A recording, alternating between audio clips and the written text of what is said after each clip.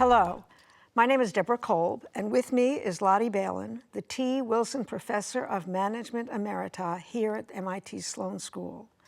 Lotte has been a leading innovator, working with organizations on the thorny issues of how people can blend their work and personal lives so that both organizations and individuals benefit. Her work has been honored by the Family and Work Institute, the Academy of Management, and MIT. I have known and worked with Lotte for more years than we probably care to admit. She has been a dear friend and mentor to me, and I'm thrilled to be here with her today. It's wonderful to be here. Thank you, Debbie. Lotte, the early work that you started in technical careers, one of the things that became very interesting to you was about women's careers, and sort of the findings were a little bit surprising. Can you tell us about that? Yeah. The women's careers, what we really learned about them is you can't only look at the women. On the one hand, you have to also look at the men in their lives. And the surprising thing was, it wasn't so much whether those people supported them in their careers or whether they did the dishes or whatever. It really was, what were these men's attitudes to their own careers? And that's what made a critical difference for the kinds of careers and work that people could do, that the women could do. So give us an example. If the men were highly career-oriented, if their own work was sort of their identity, it made things much more difficult for the women in order to establish their own careers.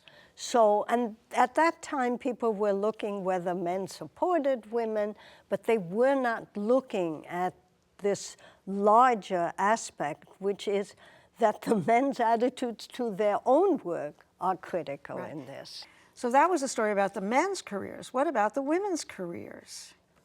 The women's careers, we found out something when we looked at engineers, women engineers, and men engineers in technical companies.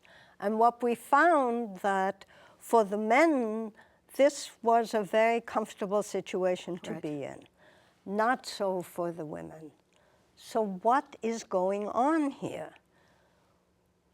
It wasn't that they didn't have interest. You know, there they were. They were trained. It wasn't that they weren't competent. They were doing very well.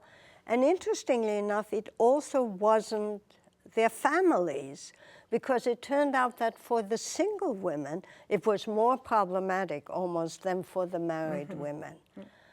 So even though these were individual data, it all pointed to something in the work itself and in the organization and what was going on, what kinds of expectations, what kinds of work practice there were. And though we didn't have data on that at that time, that's where these results pointed. That's great.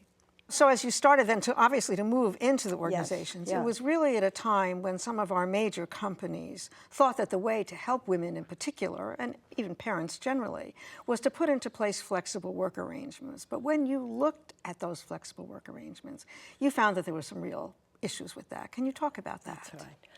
The real problem, there are a couple of problems with that. One is that it was honing in on a problem group of employees. You know, as if these people, particularly the mothers, but certainly the women, they were creating problems and we've got to help them and we've got to see if somehow we can get them to act in the way that our usual employees work. So that was one problem. But another problem was very much how these flexibilities were implemented. On the whole, it was a negotiation always between an employee and a supervisor, in secrecy usually, very often denied, the requests denied. And so even the very people they were meant to help weren't being really helped. And these flexibilities were very underused. Men didn't use them at all. You know, they're wimps. You know, you can't do that. And the women who had career aspirations didn't feel. People used to hide the fact that they had children. So it just wasn't working. Right. So this experience was really pivotal in a major project that you undertook, which was really to see if there were different ways that we could think about how people and companies could handle these work and personal issues. Can you talk about this project? And this really settled on thinking about flexibility. So we worked in a customer administration center. So it was very customer-faced. And there were a lot of problems in this center. People were really suffering. And the company, that division wasn't actually doing so well. And this was a very progressive company with all of these arrangements. And people would ask occasionally could they have a flexible arrangement or a compressed work week? And on the whole, these requests were maybe pocketed or not honored. The supervisors felt they might not be able to control the work in quite the same way. So what happened, what we saw was a negative feedback cycle. People would ask, they wouldn't get a positive response, so they stopped asking, so management could say, you see, they don't need it. If they needed it, they'd ask. And I must say that the head of the division, and I give him a lot of credit for that, he realized that these kinds of negative cycles might actually be happening in other areas as well. And so one day he said, okay, let's do an experiment. 3 months. Anybody can take any flexible arrangement that's on the books as long as the work gets done. And so what happened? Well, a couple of things happened. First of all, everybody indeed wanted a new arrangement. Not surprising. The men, the single people, and so that's the first thing that happened. The second thing that happened is that the supervisors were no longer able to deal with this on a one-on-one basis. They would have required some very fancy algorithm to do that. So they had to let the groups decide on their own. And they said, you do whatever you want, in essence, but here's the work, and this is what needs to get done.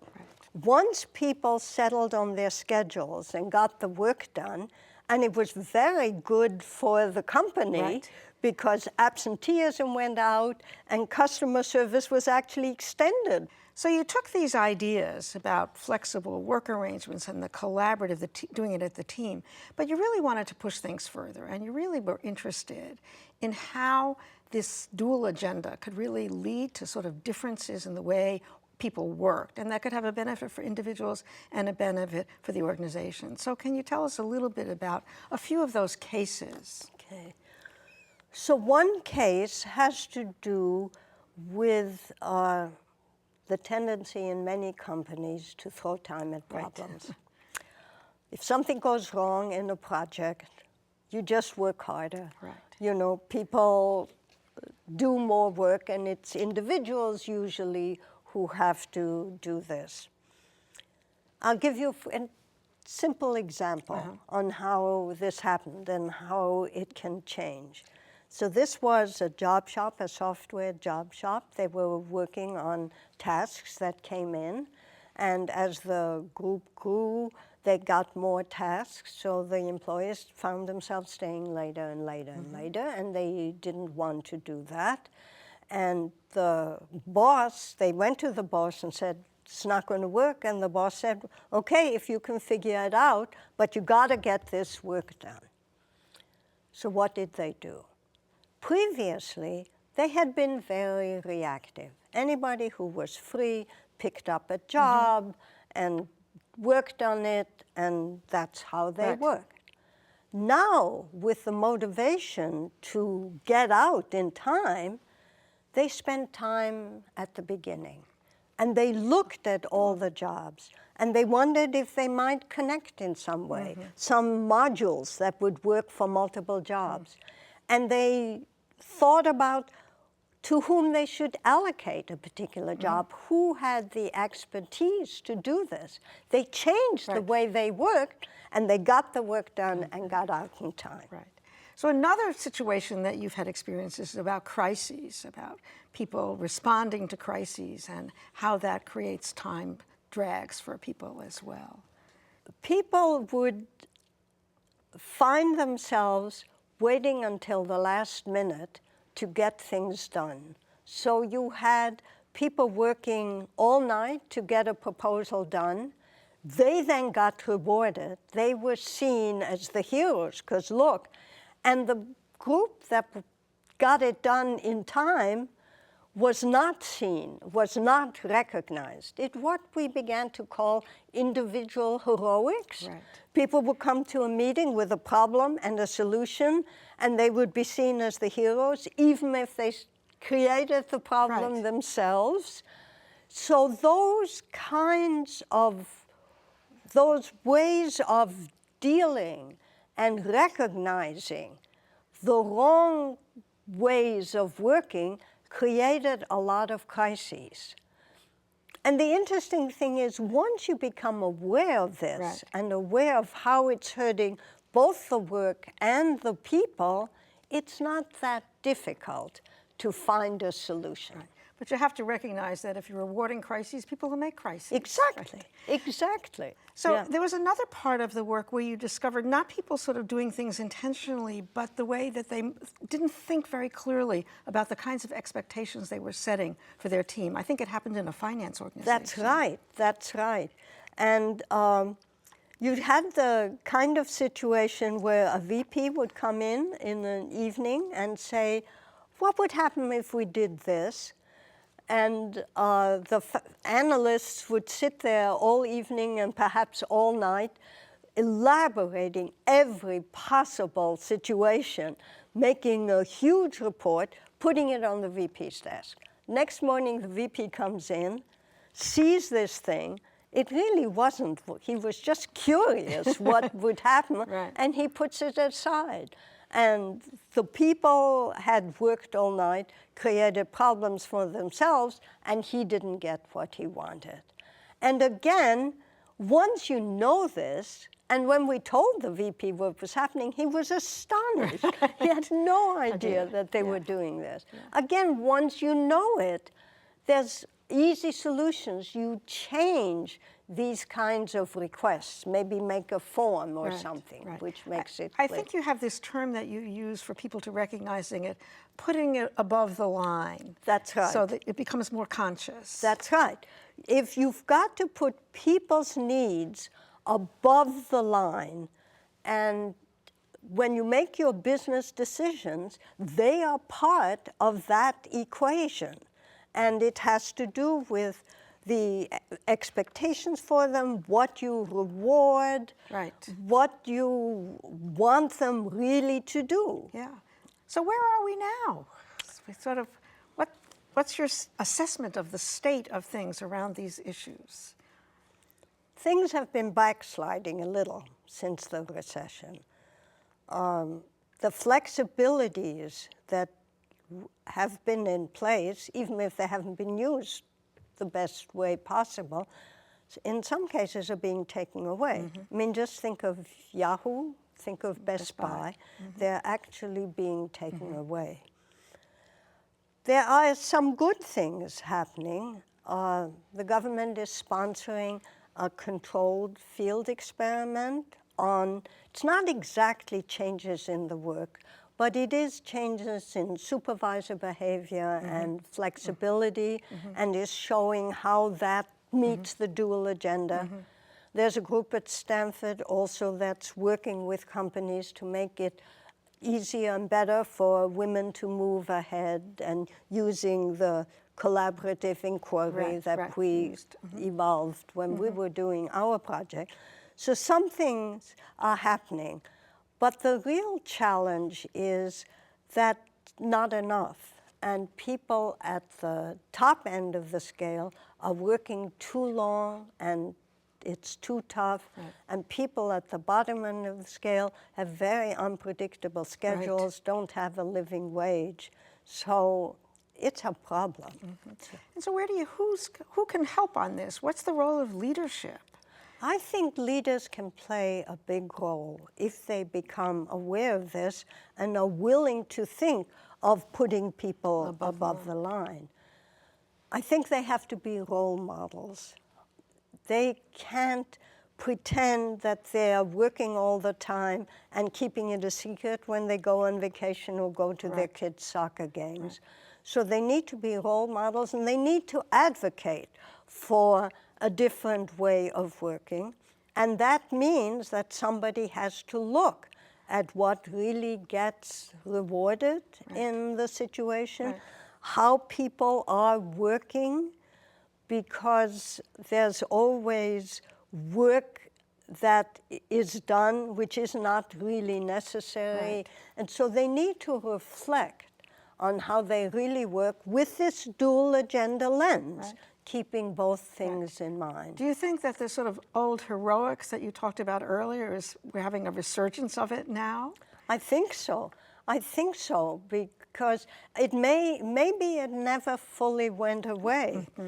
But it's very important. I mean, a leader can ask, is he rewarding the team that spends the all-nighter instead of the team that gets it done in time? How can he reward the people who are preventing problems?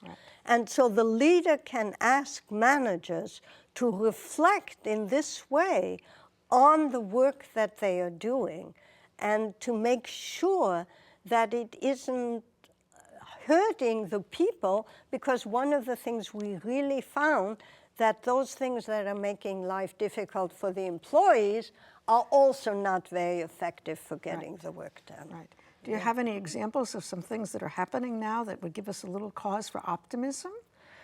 Well, I think there are some symbolic things that could be done. I think you told me that Google in Ireland is making people drop their smartphones before they're home, and don't look at the parking lot on Saturday to see who's working, because time put in is not the same as productivity.